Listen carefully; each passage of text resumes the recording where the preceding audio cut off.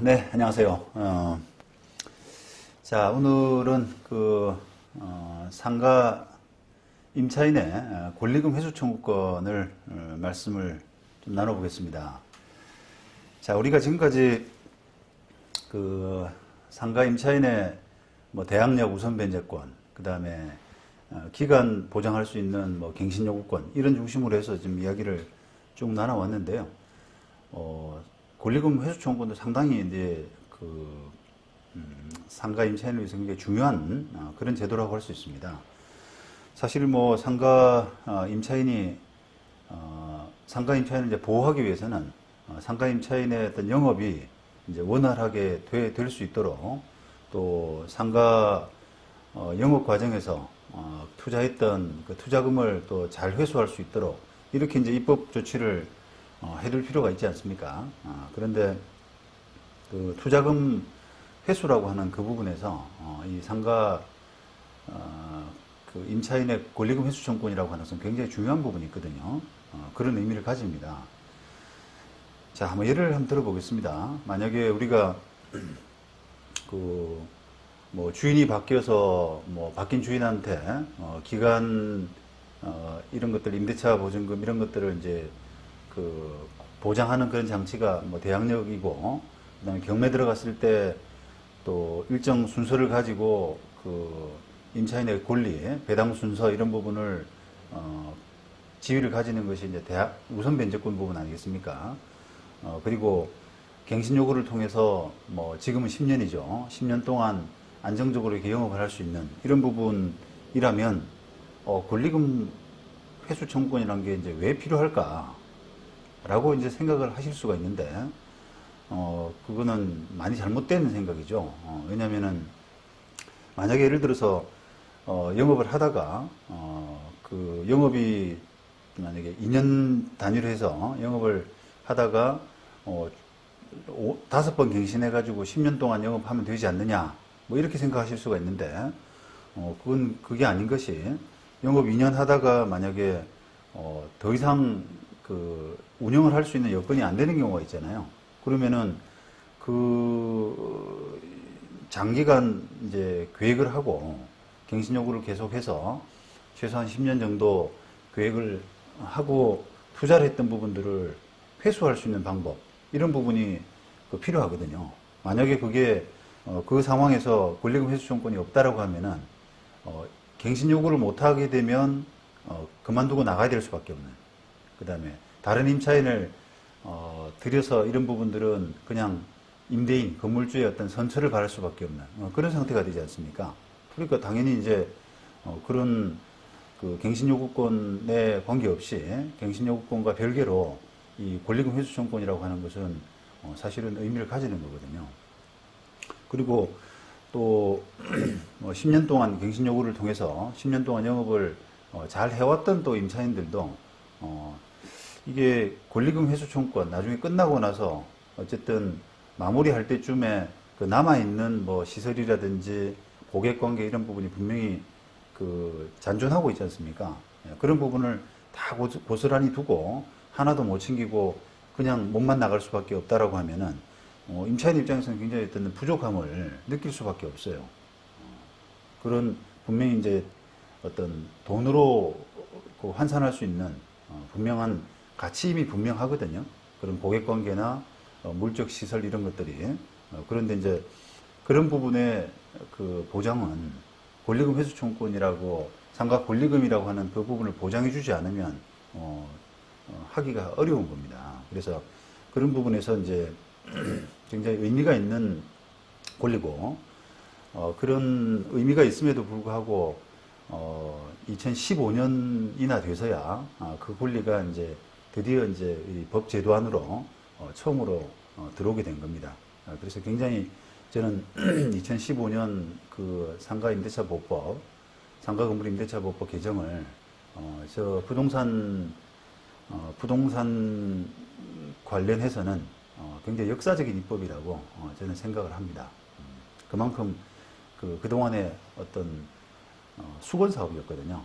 상가 임차인이 안정적으로 영업하고 임대인에 대해서 이렇게 당당하게, 그 다음에 그런 그 권리를 이렇게 보장받는 이런 수단으로서 권리금이라고 하는, 권리금 보장장치라고 하는 부분은 핵심적인 권리였거든요. 자, 그래서 그런 차원에서 이 부분을 좀 살펴보는 걸로 하고요.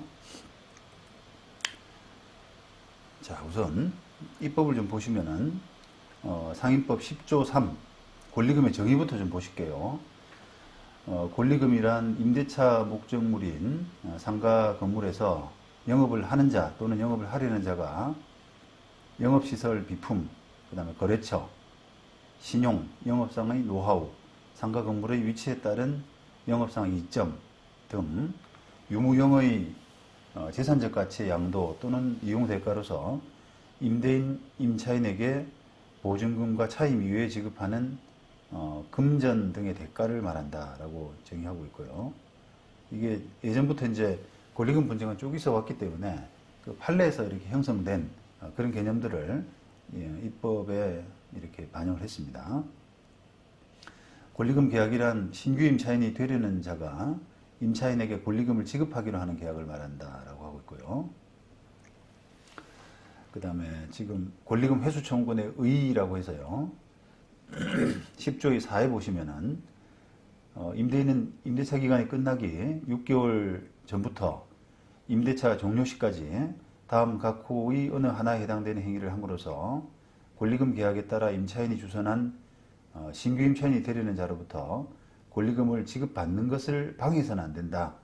결국은 좀 복잡한 내용이긴 하지만은 임차인이 신규 임차인한테 권리금 받는 거를 불법적으로 방해해서는 안 된다라고 하는 뜻이에요.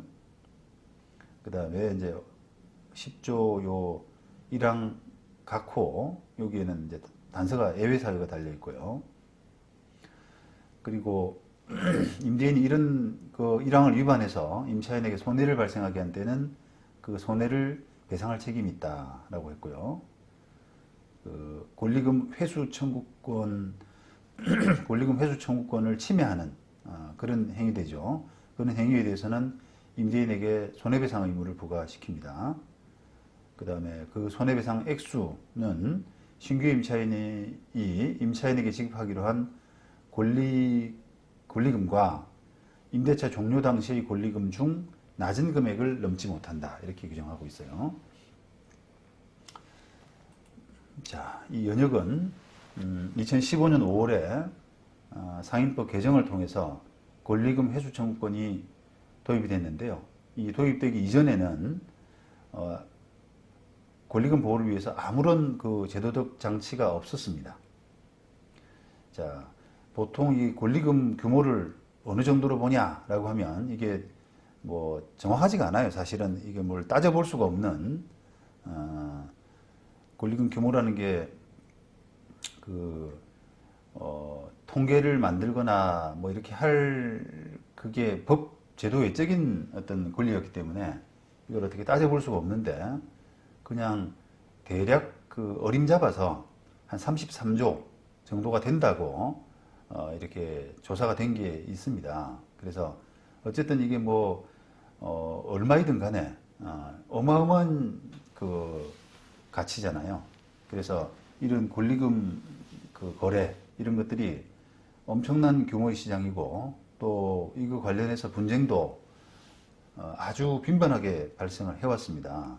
근데 그럼에도 불구하고 그 상가 권리금에 대해서 보호 범위라든지 절차 이런 부분을 법적인 테두리 내에 포함시키지 못하고 있었어요. 그냥 아예 방치해버렸던 거죠. 그러면 어떻게 되느냐? 그 서로 간의 계약관계 문제로 그렇게 맡겨놨던 거예요. 그게 지금 2015년 이전까지 수십 년간 그 우리 현실이었던 거죠. 결국은 그런 임차인이 이제 영업을 중단할 때 그 남아있는 가치, 권리금 이런 부분을 보호받고 이제 회수를 하기 위해서는 당연히 이제 임대인 동의 문제가 따르지 않습니까? 이걸 권리금을 누구한테 받겠습니까? 권리금을 임대인한테 달라고 할 수는 없잖아요. 그러면 새로 들어오는 임차인이 그 시설이라든지 고객관계 이런 부분들을 가치를 평가해서 임차인한테 주고 들어오는 이런 구조가 되다 보니까 임대인 동의, 그러니까 다른 임차인을 받아들이는 데 대해서 임대인이 허락을 해줘야 그 돈을 받아 나가는 그런 구조가 되잖아요. 그래서 임대인 동의가 반드시 필수적인데 이런 임대인 동의 문제를 임대인의 그냥 호의, 임대인이 그 원하는지 또는 원하지 않는지 하는 임대인의 어떤 그 마음에만 그렇게 맡겨두도록 하고 있었거든요. 그러다 보니까 당연히 이제 임차인 보호에는 한계가 있었죠. 좋은 임대인 만나면은 이게 잘, 큰 문제 없이 그 권리금 받아 나가는데, 뭐, 소위 말하면, 권리금 그 뺏어먹기 하는, 권리금 약탈이라고 하더라고요.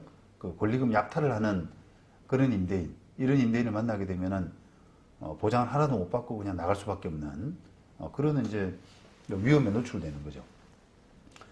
자, 이런 구조가 되다 보니까 이 권리금 문제는 임대인 마음먹기에 따라서 언제 터질지 모르는 약간 임차인들 사이에 폭탄 돌리기. 그죠? 우리가 그 시한폭탄을 갖고 서로 돌리다 보면은 언젠가는 터지는데 그게 나한테 안 터지면은 다행이고 다른 사람한테 다행히 넘겼을 때 다른 사람한테 터지면은 뭐 다행 아닙니까? 그러니까 그런 그 폭탄 돌리기 게임처럼 그런 구조가 될 수밖에 없는 거예요. 왜냐하면 임대인은 나중에 그 건물을 재건축하거나 매각하거나 이렇게 해서 언젠가는 이제 권리금을 인정할 수 없는 단계에 오거든요. 그러다 보니까 이게 이제 그 뭐 운에 따라서 내가 마침 그런 타이밍 전에 용케 다른 임차인한테 돈 받고 넘기면 나는 운 좋은 거고 또 그다음 내 다음 임차인은 만약에 자기 단계에서 그런 그 임대인의 재건축이라든지 매매 이런 부분이 일어나게 되면은 재수가 없는 운이 아주 나쁜 그런 경우가 되는 겁니다. 자, 그래서 이제 이게 그 구조적으로 이제 이런 문제가 많다 보니까 이걸 보완하기 위한 방법으로 2015년 5월에 상임법 개정을 통해서 이 권리금 회수 청구권이 도입이 됐습니다. 방법은 건물주에 대해서 직접 이제 권리금을 청구하는 그런 방식이 아니라 신규 임차인을 소개하는 권리 이걸 보장하는 이런 방식이죠. 이런 방식은 기존의 권리금 회수 관행을 이제 그대로 반영한 그런 구조입니다. 그래서 건물주한테 바로 권리금 주세요라고 이렇게 요구하는 게 아니라 다른 사람 소개시켜 놓고 나갈 테니까 막지 말아 달라. 막아서는 안 된다. 이런 구조를 취한 겁니다. 그래서 구조가 이제 뭐 그걸 부당하게 막았을 때 임대인에게 손해배상 청구하는 그런 이제 방식으로 법의 그 틀이 짜여진 거죠. 그다음에 적용 범위 그래서 그 부칙 3조에 보면은 2015년 5월에 만들어진 이 부칙 3조에는 권리금 회수 기회 보호 등에 관한 적용내 그래가지고 10조의 4 개정 규정은 이 법 시행 당시 존속 중인 임대차부터 적용한다라고 해서 그렇게 이제 법을 만들었어요. 계약 당시 이 법 시행 당시 존속 중인 임대차라고 해서 이게 법 만들어지고 나서 공포가 바로 됐거든요. 그래서 그 5월 13일 정도로 보시면 될 것 같아요. 제 기억으로. 5월 13일 당시에 존속 중인 그런 임대차부터 적용한다라고 하고 있습니다. 대구 고등법원 2017년 판결인데 이게 한번 보세요. 2015년 5월에 법이 만들어졌고 이게 고등법원이 이게 2심 아닙니까? 2심 사건이 2017년 10월이기 때문에 1심은 아마 뭐 2016년 정도 됐지 않습니까? 그러니까 법 시행되고 거의 바로 아마 분쟁으로 왔던 사건 같습니다. 본소는 건물 명도, 반소는 손해배상. 그러니까 건물주가 임차인 상대로 건물 명도 소송 하니까 임차인은 반소로 손해배상 청구한 이런 구조돼요. 자, 이걸 보시면 이제 피고가 임차인이지 않습니까? 이 피고는 그 박모 씨라는 전 소유자입니다. 이게 건물주, 전 건물주. 박모 씨와 2008년도 7월에 이렇게 임대차 기간 2년을 해서 쭉 해오다가 계속 갱신했죠. 그런데 원고하고 선정자, 이게 막 같은 공유자들이죠. 원고하고 예를 들면 가족들 이런 사람들이 샀어요, 박모 씨로부터. 근데 소송은 지금 꼭 다 할 필요가 없기 때문에 이게 저기 선정 당사자라고 그래서 이 소송 수행을 좀 편하게 하기 위해 가지고 그렇게 하는 제도인데 여러 사람 중에 이제 원고가 선정 당사자가 된 겁니다. 그래서 그럴 때는 표현을 원고 및 그다음에 선정자라고 하는 표현을 쓰거든요. 사실상 근데 원고 여러 명이라고 보시면 돼요. 그래서 요런 이제 원고 등이 박모 씨로부터 건물을 사서 매매를 했는데 그 다음에 명도소송을 하는 거죠. 그런데 이 임대차 계약이 지금 갱신되다가 이제 15년 7월 말로 종료된다라고 이렇게 통보를 한 거예요. 그때 이제 7월 달에 통보해가지고 7월 초네요. 7월 초에 통보해서 7월 말에 종료된다 해서 이제 계약이 끝난 것 같은데, 자, 이 법이 이런 이제 관계였다면 이 임차인은 만약에 이 임차인이 다른 사람을 넣고 나가겠다, 이 사람 받아줘 라고 해서 신규 임차인을 소개를 했는데 건물주가 나 이 법이 나한테는 적용 안 된다 라고 할 수 있느냐라고 하는 게 쟁점이 된 거거든요, 이 사건에서. 그래 보시면은 마침 이제 2015년 5월 13일이잖아요. 5월 13일에 법 시행이 됐는데 임대차 계약 종료는 15년 7월 말로 종료가 된단 말이에요. 자, 그렇다 그러면은 이 법이 2015년 5월 13일 당시 존속 중인 임대차부터 적용한다라고 아까 붙이게 돼 있어서, 따라서 요 당시에는 이 임대차 계약은 존속하고 있었지 않습니까? 그죠?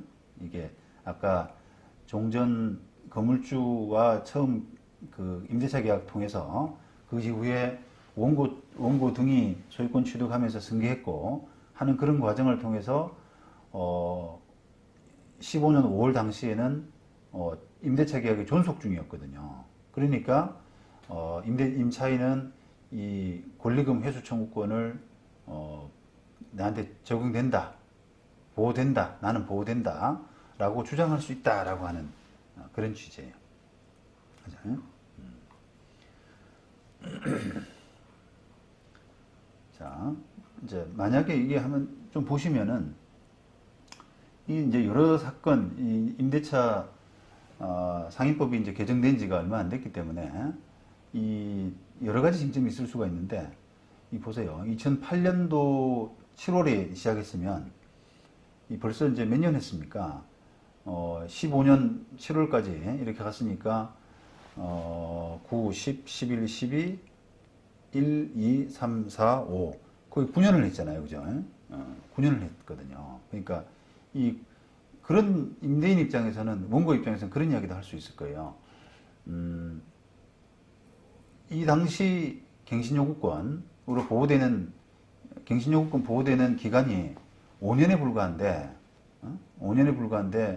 5년 다 채우고 4년이나 더 한 사람이 다시 권리금 받아 나가겠다고 다른 사람을 소개하는 게 말이 되느냐? 임대인 입장에서는 이렇게 이야기할 수 있잖아요. 그죠? 왜냐하면 10년 보호는 또 2018년 10월이거든요.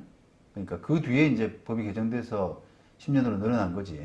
종전에는 5년 갱신 요구할 수 있는 게 전부였단 말이죠.